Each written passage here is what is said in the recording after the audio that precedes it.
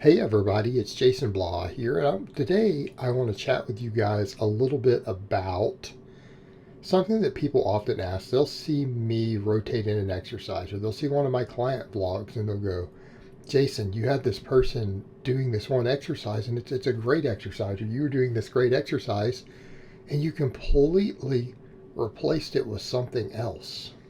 You replaced it with something else. What's so much better about the new movement that you put in? And it's funny when people ask that because to me the answer is obvious. What makes it better is that it's a completely different movement than what I was doing. That's what actually makes it better. And that throws people off. They're like, wait, you don't think it's a better for some other reason? No.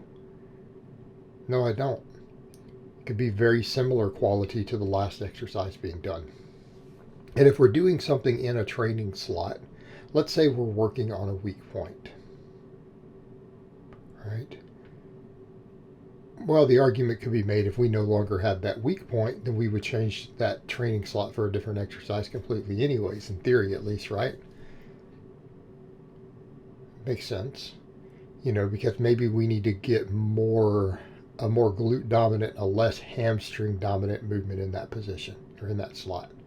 All right. That makes sense. People will get that one, in which case we need to rotate the exercise. Right? We're doing something for weak point training. But what about if it's for the same muscle group?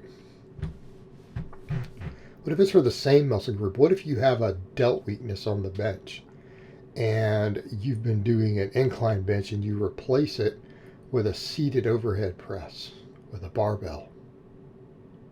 People say, well, what's better? Why is it better? Because it's a different exercise. And then when you replace the barbell with a dumbbell seated, again, people say, are you doing it because dumbbells, they work independently, it'll help with stabilizers more, but why did you do that? No, it's different. And it's funny because people don't have a concept of that. And it's because so many people have been told X is the best exercise for this muscle, right? It's the best exercise you can possibly do, which is bullshit. There is no best exercise. I mean, there's cases where we could look at some and say, well, just because of certain functions, it really is kind of a superior exercise for that muscle. Might not be for carryover of a function, though, but for hypertrophying a muscle, okay, something might be better because it uses more parts of the muscle for more complete development. Example, a glute ham raise or a seated leg curl will probably give you more complete hamstring development all the way through all heads than a hip hinge, like a good morning or a Romanian deadlift. But that's only because they're only addressing one function of the muscle. The others actually bend your knee, which is required for full activation of one of the three heads that a hip hinge doesn't do. But outside of those sort of situations, there's no best. But here's what I can tell you. You acclimate to the exercises you're doing. You acclimate to them. Every workout that you do doing the exact same movement, and I'm not talking about for novices, because novices, this is a much slower process. What an advanced lifter takes to stall on a movement in 3 workouts, a novice lifter might not stall for 12 weeks straight. Okay. But the point here is that we get diminished returns. We have a problem with a repeat bout effect. Meaning the more times you do the exact same movement and stimulus, the less training response you get from it.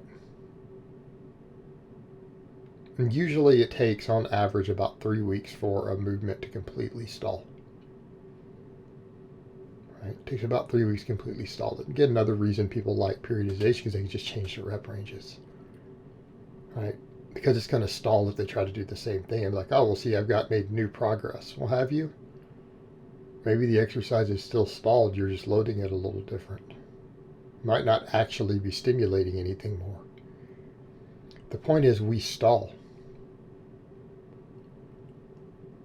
So if we rotate the exercise, what happens? We now have a more novel training response. Now, people also say, well, are you saying that progressive overload doesn't matter? No, I'm saying that this is part of progressive overload. I mean, technically, you could have 6 different exercises that you rotate through a slot and change it every workout. And as long as you track the weight and the reps, I don't know, every 7th workout, if you brought it back in, you need to progress on it. You could do it that way in theory. I don't think I'd necessarily recommend that most of the time. But you could, and it would work. But the point is, we stall, and usually within about 3 weeks. Well, then what happens? Then we're not really gaining significant muscle anymore off that movement. So if we rotate to something new, that makes it better by default. If you have an exercise that you have stalled on, you're not making progress. Let's say the incline bench. Right? You're doing the incline bench with a barbell, and you replace it with dumbbells. Not that the dumbbells are better because they're dumbbells or there's something magical about the movement. It is slightly different. We could argue pros and cons of each because there are. But the fact that you've rotated to a novel training stimulus is the advantage. You can now progress again on it. It's going to hit the muscle from new angles. A few new muscle fibers are going to be hit that maybe aren't being recruited, not being fully fatigued somewhere in the muscles. And now we go back to making progress again for up to 3 weeks. At which point we rotate to something else. You might go back to the barbell. Might change to a different barbell.